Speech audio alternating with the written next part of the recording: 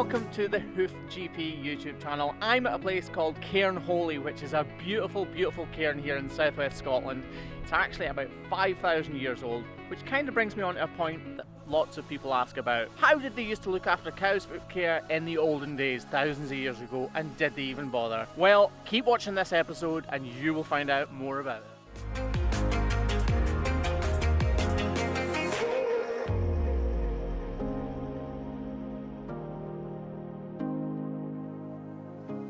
So there are lots and lots of questions which seem obvious to people like me or people who have been around farming for all of their lives, but they are not obvious at all, and people always say sorry for such a stupid question or sorry for asking an obvious question. Well, it's not obvious and it's not a stupid question if you don't know the answer. You're more stupid for not asking the question if you're wondering what the answer actually is. So watch this video and I'm going to teach you about a lot of obvious things, or things that seem obvious to me that might not seem obvious to you, and a lot of misconceptions about cows. So if you like this video, please consider subscribing and smash that like button if you like the video. Cheers guys! So this is where my brother-in-law and good close friend Kevin works, and today I'm visiting the farm on a beautiful, beautiful winter's day here in southwest Scotland. I hope you can see from these images in the background, these cows are really, really well catered for, and that's a big part of why I decided to come to this farm to make this video. So guys, I'll shut up while you watch Kevin trim some cows' tails in order to keep them nice and clean, and enjoy the rest of the video.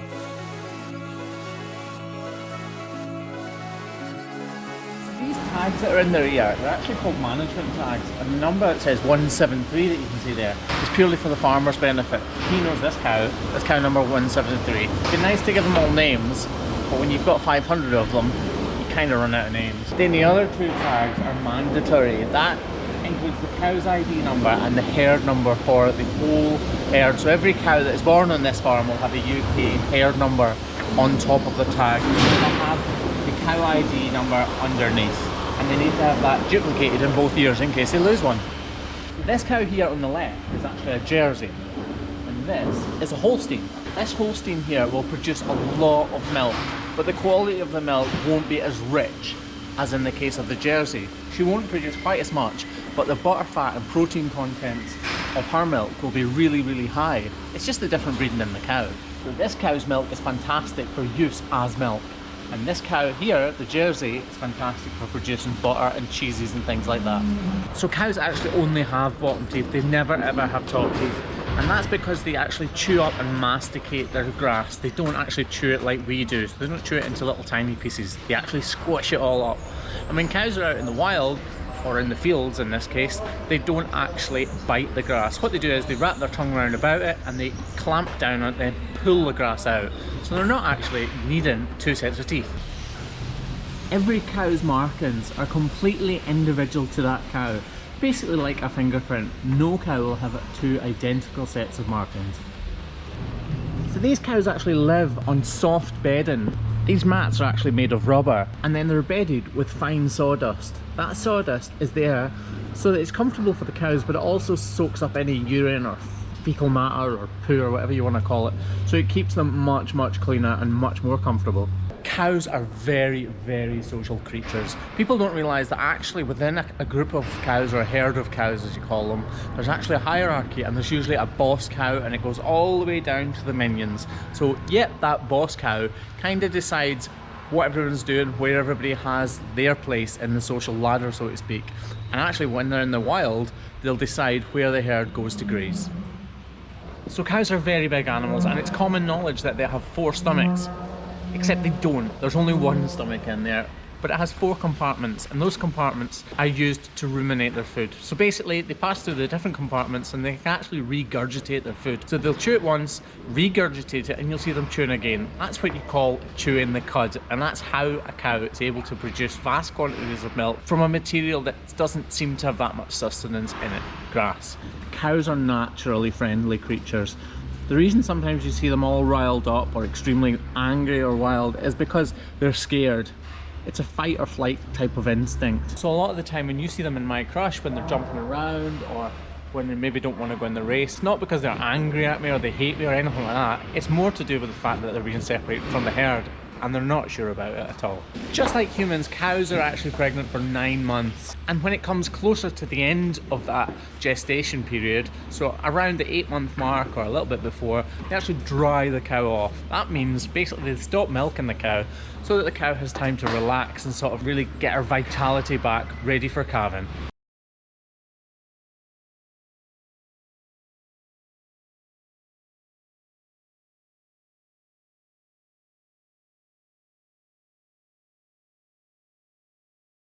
So these are called slats, and to people like me it's obvious what they are, but people like you guys here, yep, you guys right there, you're wondering what they are. Basically, they're holes in the floor. Underneath this floor there's a big massive tank and it's full of slurry. What happens is that wire pulls the scraper all the way down the shed, and as it passes over the slats, all the slurry or the poo or the fecal matter or whatever you want to call it drops through, and then it's drained out when it starts to become full, and it's used to replenish the land's resources. Cows being inside all the time can sometimes come across as a mean or a poor or an evil way of farming, but it's not. Cows actually prefer to be inside during the winter. It's much warmer for them.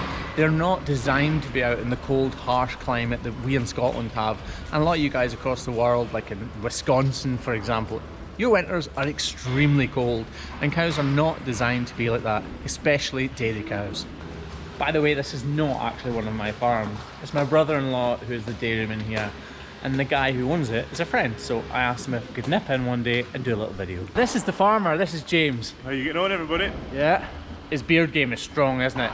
So commonly in my videos, there's a lot of cows that have sores on the top of the head of their tail, or the very top bit, just like this cow here. Except that's not a sore, it's not a rub mark or anything like that. It's actually chalk, and that chalk is there to let us know when that cow will be in heat or in season and ready to breed. What happens is one cow will bull the other one, so it'll basically look like it's being a bull and breeding with the cow underneath. The cow underneath is the one that's on season, and basically that means if this chalk has been rubbed off this cow's tail, then it means she's in season because some other cow has been bulling her. Things like this are obvious to me because I see them all the time, but to you guys it's not normal, is it? So why would you know what it means? In these cases, the orange chalk denotes that the cow is not pregnant, so at some point she will come into heat, and these are the cows that the farmers really concentrate on to see if the chalk has been rubbed off or not. All cows have whiskers. Just like cats, they use their whiskers to be able to feel around and detect how close food is to the end of their noses, because obviously they can't see there. Although cows have almost 360-degree vision field. When a cow has red tape on her leg like this, it usually means that she's got antibiotics in her system or some kind of drug in her system that wouldn't be good for human consumption, and this cow's milk won't be allowed to enter the tank. This is the clearest way of letting everybody in the parlour know that this cow's milk is not to enter the food chain. This is a Freeze brand, 212. And basically that is there as an immovable item of recognition for this cow. So if all else fails and she loses all of her tags, the farmers can refer back to this number, look on their books, and they'll know exactly which cow this is, which is extremely important if you want to avoid crossbreeding, if you want to make sure you know the heritage of the cow, where it's from, all those types of things. So for 30 seconds of a little bit of discomfort, this brand is extremely valuable for both the cow and for the farmer. Cows have one udder, yes, but they have 4 quarters in that udder, and that's why there are 4 teats. The milk actually comes independently from each of the quarters in the udder. So when you see the suction cups going on in the parlour, they're actually draining each of the quarters individually. It's not one just big massive bag of milk, as you might think. It's actually full of milk veins where the milk is coming from directly, and those suction cups mimic a calf's mouth movements and in that way draw out the milk. As long as there have been cows in domestic use, cows have been foot trimmed. Yes, I don't know the ins and outs, but I do get asked a lot of questions about have they always done this, what did they do in the old times? Well, they always trim cows' feet. As long as people have had human nature and people have feelings and obviously the want for their cattle to do as well as they can for them, then they've looked after them to the best of their abilities, and that has always included hoof care. In the olden days, they actually used to fit oxen with steel shoes, a little bit like horses, but they're completely flat, so that they didn't wear out the soles on their hoofs and they could have increased traction. Cows are extremely heavy. These cows are probably in the region of 700 kilos or thereabout. But when it comes to bulls, a bull of even a similar size can often weigh another 50% on top of that. The bull with the love heart tattoo, for instance, weighs about 1.1 to 1.2 tons. He is colossal, but yet height-wise and length-wise, he's not actually that much bigger than these cows. But his bone density, his bone mass, and his muscle mass and density are what really gives him the weight. Those cows are skinny and very underweight is a comment that gets said a lot on the channel. But what people don't realise is this breed of cow that I worked with predominantly, the Holstein cow, is naturally like that. So these cows do not produce vast amounts of muscle and fat, they produce vast amounts of milk. Really? How rude. These cows are not housed here, they're not farmed for vast amounts of meat and fat like a lot of the cows that look particularly healthy are. These cows are here to produce large quantities of milk, and in doing so they put all of their energy into producing that milk rather than covering their bodies with fat and with muscle tissue. This cow here, for instance, you can clearly see these bones. These are called pin bones. This is our hip bone, and you can actually see our rib cage here. But this cow is in very good condition indeed. She's actually about the perfect weight for producing milk and for being healthy in herself. That lack of fat and that lack of muscle tissue throughout the body though is actually a contributing factor to lameness, unfortunately. So because they've got less fat throughout their body, they carry less fat naturally, they also have a thinner digital cushion or thinner fat pad in their foot, so it doesn't protect the corium, which is the bit that grows the horn, from damage from the bone up inside.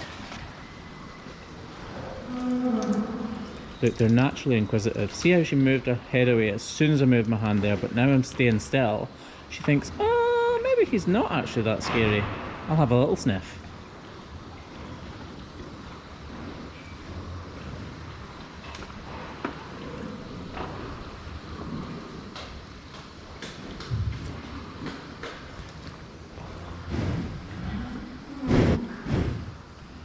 So the ankle bracelets you see a lot of cows with, or actually sometimes they have collars around their necks. They're not there because they're out on the electronic tag or released from the prison or anything like that.